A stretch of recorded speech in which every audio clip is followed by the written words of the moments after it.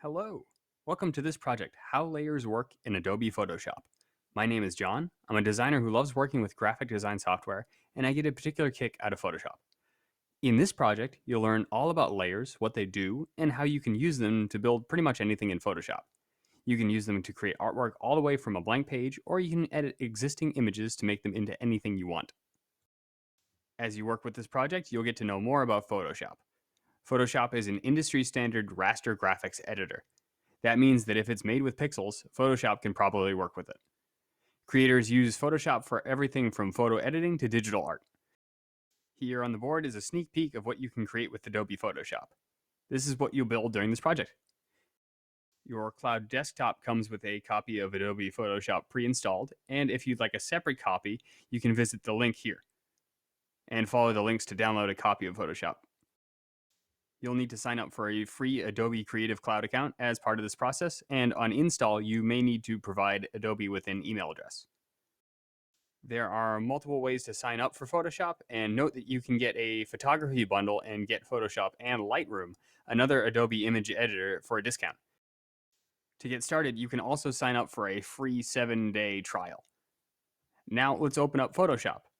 On Startup, Adobe will offer options for the size of your first artboard. You can choose from the listed options or create your own custom size. If you open an image with a new instance of Photoshop, you will automatically create an artboard of that image size. To start, click the default size, 7x5, 300 ppi, and click Create. As you work with Photoshop, remember that a few commands can get us out of trouble. Control-Z or undo will reverse any step if we want to go back. Control-Shift-Z will redo any action. And to move around the canvas, you can use the mouse wheel to scroll up or down. If you want to scroll side to side, hold Control and use the mouse wheel. To grab the canvas and drag it around, hold spacebar and click and drag, just like that. If you activate the zoom function by pressing Z and then hold Alt and click and drag from side to side, you can activate Scrubby Zoom, and that gives you a lot of control over how and where you zoom, or just use the magnifying glass and click to zoom in, or hold Alt and click to zoom out.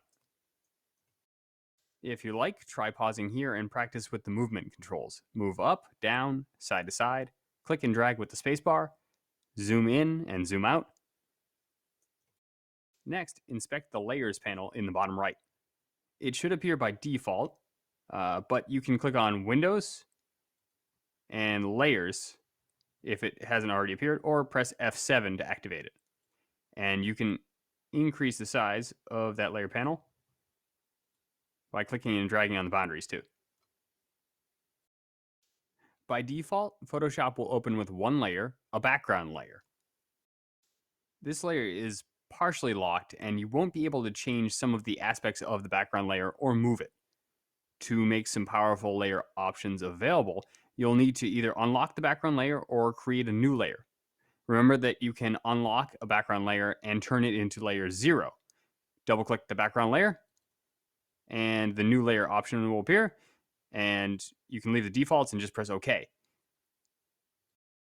The background layer will be converted to layer 0, and you can work with that.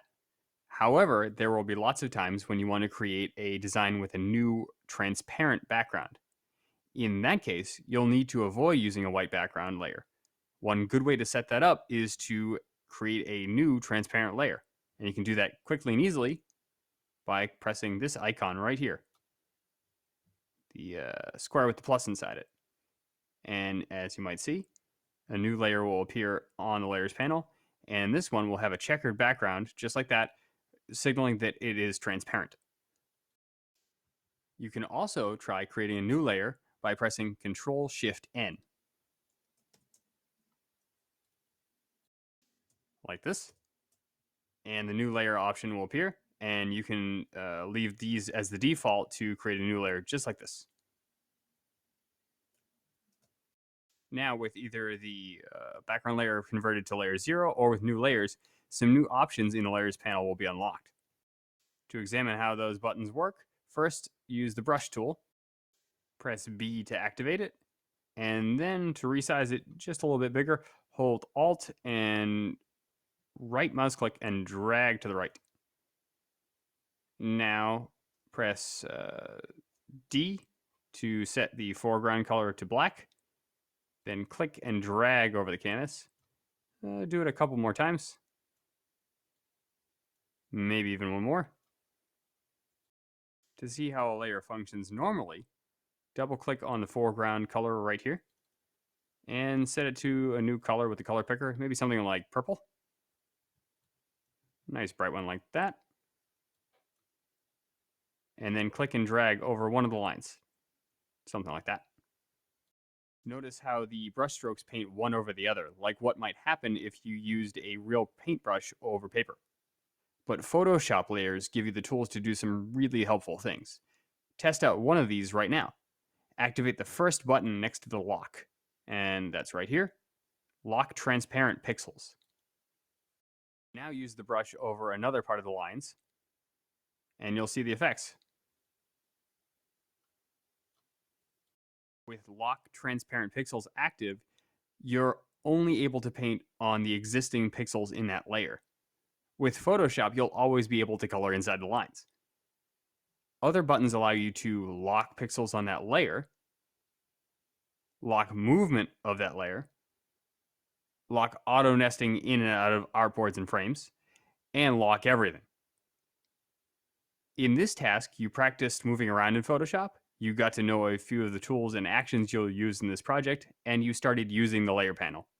In the next task, you'll shuffle layers like cards. You'll move, label, delete, and adjust other elements of layers too, building a solid understanding of how layers work.